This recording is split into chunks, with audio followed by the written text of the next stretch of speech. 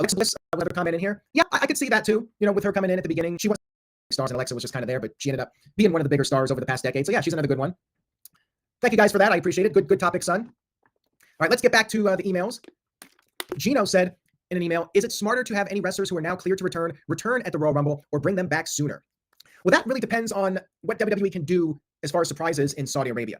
The big issue is the traveling. It's not like you're in North America and wrestlers can take private cars or fly to a different city. Like in Saudi Arabia, they have less options and it's going to be easier for people to be spotted in Saudi Arabia. Now, can they pull it off? They could probably find a way, but it might be a much more complicated process trying to sneak people into the country. Like I don't know how effective that process would be if they tried it. So it remains to be seen if we will get surprises for this year's Royal Rumble in Saudi Arabia. And if they're going to struggle to do it, then yeah, I would definitely say bring back some people before then. If Chris Jericho's coming back to WWE, maybe you bring him back at the start of the year and you could bring him back in Europe. They got this European tour coming up and Jericho could show up there and he could officially enter the Rumble. Kind of like when Triple H returned in 2022 at the start of the year, 2002, not 22, 2002, when he came back from his injury on that first Raw at Madison Square Garden and announced himself for the Royal Rumble. They could do something similar like with that for Chris Jericho.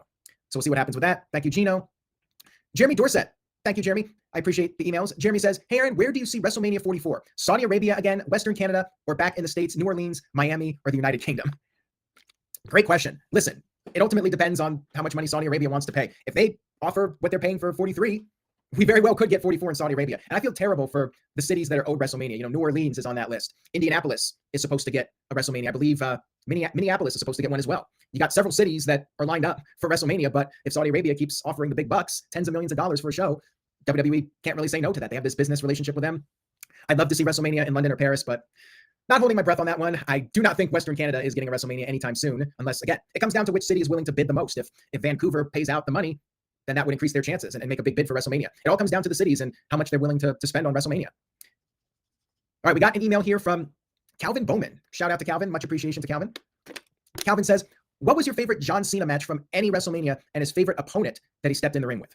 Well, favorite WrestleMania match would probably have to be WrestleMania 23 with Shawn Michaels. I think from a technical standpoint, that was his best WrestleMania match. I feel like he's had more middle of the road to lackluster matches at WrestleMania than a lot of top tier WWE stars. The Shawn Michaels one is a definite standout, one of his better ones, probably his better one, probably his best WrestleMania match that I can recall. Favorite opponent he stepped in the ring with, if we're just talking about a feud, Edge would definitely be up at the top of the list. I think that his feud with Randy Orton, he feuded with Orton multiple times over the years. So I could see that as a top contender. Edge, Randy Orton, CM Punk, of course, the pipe bomb, breaking the site back in 2011. Those would be my top three. So it's just a matter of your own personal preference. We got an email here from Marshall. Shout out to Marshall. Marshall says, do you think Chicago will ever get another WrestleMania? They have an outdoor stadium, right? I don't know if it has a retractable roof, but for any of you that live in Chicago or have been to Chicago, you know that March, April, it can still be pretty cold in Chicago. So if they can run a stadium that is indoors, which I don't know anything about sports. I don't live in Chicago, so I don't know. But I'm thinking the odds are unlikely just because there's so many other cities that are in the running and are supposed to be getting WrestleMania soon. 100 years, over the next 100 years, if WrestleMania is still a thing, will Chicago get one? Yes, I think there's a possibility. I know they have an outdoor stadium. I just didn't know if it had a roof or not that is retractable. But, according to Michael Wayne, they will have a new stadium by 2030. So I guess that's the answer. Maybe sometime in the next decade, 5, 10, 15 years from now, maybe we'll get it. It will happen eventually. It's just a matter of when, but probably not within the next 5 years. Let's just put it that way. I think it's safe to say nothing in the next 5 years or so. All right, back to the emails.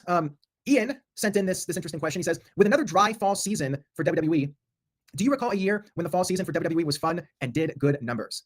Yes, and that would be the Attitude Era. That would be 1997. That would be 1998. That would be 99, and even 2000. I feel like after that, WWE started to not put a lot of stock into their end of the year shows, but during their peak Attitude Era years, November, December had some really fun moments. Survivor Series had very memorable moments in the late 90s, and Armageddon had a couple of memorable shows during that period. But yeah, for the most part, I feel like the numbers have dropped. You got football, and really during the Attitude Era, that was like the one time where football was taking a hit because of wrestling. Like I think in 98, WWE and WCW, their combined number, I think, don't quote me on this, but I think that like 1 or 2 weeks they actually beat the NFL. It was combined and they did get close to the NFL. I know that. Hasn't really happened since though. But yeah, that late 90s period, I would say, was the one time where WWE put on some great shows and their numbers held up despite being against football. All right, we got an email here from Gino. Gino says, is it a guarantee that a Hulk Hogan match, probably WrestleMania 3 versus Andre, is the Hall of Fame match this year? I think there's a very good chance of that. A lot of people were thinking that should have been the first match, although I stand by my opinion that Steve Austin versus Bret Hart was the right choice. I think that was the most important match as far as WWE's future business and really setting up the Attitude Era. As I mentioned on social media, Bret Hart, big part of the Attitude Era getting started, and that match was key. But yeah, since Hulk Hogan passed away, I think the chances of a Hogan match being featured is very strong, even stronger than it was before he passed. Could be Hogan and The Rock, they might potentially go with that. But I really think the first Hogan match should be the Andre match, because that really was an all-time legendary match. WrestleMania, first time in a stadium, the 93,000 number, the body slam heard around the world. I think that should be the next match they pick, whether Hogan had passed away or not. We got this email here from Jeremy. Shout out to Jeremy. Jeremy says, hey, Aaron, do you think WWE has dropped the ball with the current brand split, if there is one? And do you think they should do a draft before or after WrestleMania 42? I definitely think they've dropped the ball with the current brand split, not really taking it seriously and not doing a new draft or lottery year to year. I mean, they haven't done one now in a year and a half, or at least a year and 2 months, something like that. I'm not even sure when the last one was. It's been a while. And they don't really take it seriously. I think they should do one before the year is over. I'd like them to do it in December and give us a reason to want to watch WWE programming in December. Do it in December, and then bam, new year, new rosters, and just make that the routine. Every year at the end, December, December 15th, whatever, December 20th, right before Christmas. Michael Wayne says it was April last year, so it's definitely been a while. It's overdue. I would do it at the end of the year and then just start your new rosters in 2026 and have that be the yearly tradition, so people have something to look forward to in December. Shout out to Big G, who's in the chat. Matthew says SmackDown needs a draft, which I agree with. It's just long overdue. And I would like them to do an actual lottery where the picks are random. I don't like the Adam Pearce picked this guy as his first pick, and then Nick Aldis picked his guy as his first pick. I like it to be completely random in the storyline, so that way you don't have to have everybody argue, well, why did he pick this guy? Why did he pick that guy? It's just random. And even though we know it's not really random, but I think in the storyline it would just be easier to watch and more interesting. All right, we got one here from Calvin. Shout out to Calvin Bowman. Calvin says, what did you think of the Bragging Rights pay-per-view from 2009? It was fine. I don't really remember too much about it. I know Randy Orton and John Cena had their Iron Man match, and I would say that was the best match of the show. I don't really care about the Bragging Rights gimmick match. To me, it was not really meaningful. I mean, they called it Bragging Rights because nothing was on the line. It was just brand supremacy, blah, blah, blah. It was goofy. I didn't really care for it too much. The best thing about that show was the Batista heel turn on Rey Mysterio. That was tremendous. That was awesome. Highlight of that show. Love that Batista turn. Definitely one of my favorite heel turns in WWE history. You're supposed to be my friend. I love it. Great stuff. All right, we got this one here from Marshall. Shout out to Marshall Leonard. He says, what is your percentage chance of Edge being John Cena's final opponent, despite the rumors of Gunther being the final opponent? Your thoughts? 0%. Edge is under contract to AEW, probably for a while. Remember, he got hurt. He signed in 2023. I think it was a 3-4 year deal, maybe longer than that, and then he got hurt. So he's not going anywhere. No Adam Copeland. Unfortunately, WWE teased this idea that we might get somebody who doesn't work for the company in the tournament, and now people are going overboard with their predictions. Oh, maybe it's Adam Copeland.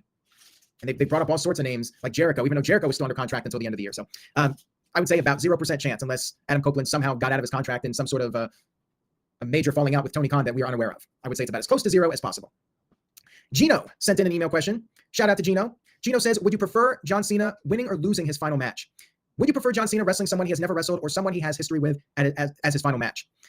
I think it depends on who Cena's final opponent is. And as mentioned, Gunther seems to be the likely candidate, or the most likely candidate to be the final opponent, which I'm down with. I would like to see it be somebody Cena hasn't wrestled before. We already got to see him versus CM Punk and Randy Orton and AJ Styles. Like, I want to see somebody Cena hasn't mixed it up with. I like the idea of Gunther, although that leads to the question, should he win or lose? And I kind of would like to see Cena win his last match, but if it's against Gunther, and Gunther's potentially facing Brock Lesnar at some point, I feel like Gunther has to win, and Gunther's coming off a loss at SummerSlam. So I really think Gunther has to beat Cena, but I don't want to see Cena lose a match. It's tough to say. It's not going to be in Boston, Cena's final match, which I guess could make Gunther winning soften the blow a little bit. It would really suck for Cena to lose in Boston for his last match, but if it's in Washington, D.C., maybe Cena finally taps out to Gunther. Who knows? I think Gunther is the right guy. I'm torn as to who should go over in that match. All right, we got this one from Jeremy. We got a couple left here. Jeremy says, what's next for Cody Rhodes as WWE champion? I feel like it's time for him to change up his look, maybe a heel turn in, but I fear if he goes heel, WWE will do the same thing, much like they did John Cena, and then he will be going back to a babyface by mid to late next year, going into spring 27 and WrestleMania 43 in Saudi Arabia. What are your thoughts? Cody Rhodes needs something. He's getting stale as champion. I do think it would be beneficial for him to be chasing for the title as opposed to being the champion. I would not mind a heel turn, but he has to be committed to it, and WWE would have to feel that they've gotten all the mileage out of him as a babyface that they could. I just don't see it happening. Again, he's like John Cena. I'll believe it when I see it, and they may end up turning him when it's too late, like they did with Cena. It depends too on the fans. If the fans keep cheering for Cody Rhodes, I think that they'll use that as an argument to not turn him. But if he starts getting booed more and more, that might convince them that it's time to pull the trigger and change things up with him. They also need to have the next guy ready. Like WWE could do the John Cena turn because they had Cody. Cody was the guy, the top babyface. They had their man. And they had Roman Reigns right there as well. And all these other guys that were hot. Jey Uso and LA Knight and CM Punk. WWE has no shortage of top babyfaces. So they could turn Cody. They got enough guys that are over that they could make it work. He needs something. I agree completely with the idea that he needs some kind of a change, whether it's a heel turn, losing the title for a while, some sort of adversity, the whole him coming out there. So what do you want to talk about? Blah, blah, blah. It is getting stale at this point. All right, we got one more here from Gino, Mean Gino. He says, if you could change one thing about the current wrestling landscape, what would it be? The predictability. I think wrestling has gotten too predictable. Both WWE and AEW rely on their formulas. Their television show structure is essentially the same thing every week with very little variance. For WWE, You get your opening promo with Cody. Somebody interrupts him. They set up a match. You have a bunch of matches on the show. You get the outside interference, somebody on the apron. They get knocked off. You get the stupid baby faces, sometimes the stupid heels. You have your contract signings. You have your pull apart brawls. And it's more or less the same thing every week. With AEW, it's just match after match after match. You might get a promo here and there. And they don't really have too much else going on week to week to make you really want to tune in.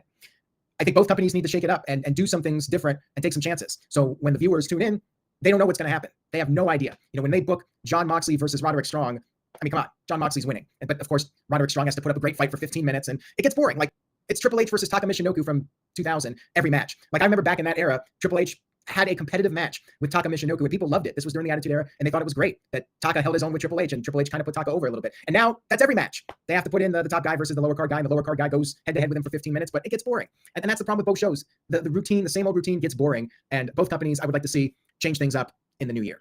So on that note, I will go ahead and wrap up No DQ&A video. Thank you guys so much for watching No DQ&A video going back to 2011 when I first started the video series. It's been going strong for many years, and I really do appreciate everybody that has watched and enjoyed No DQ&A video. Thank you guys so much. Thank you for coming on to the stream to celebrate 27 years. We got many more to come and some new ideas and new concepts coming to the site and the channel in 2026. Tell a friend about the channel. Stay tuned for what's next to come on the No DQ YouTube channel. Follow No DQ at No DQ DOTCOM on social media outlets, including Facebook, Instagram, and Twitter/X. And follow me at Aaron Rift on social media platforms. Have a great night, everyone. Thank you for watching No DQ&A video. I hope you guys enjoyed the series. Take care. Say yes to NoDQ.com, and I'll see you around.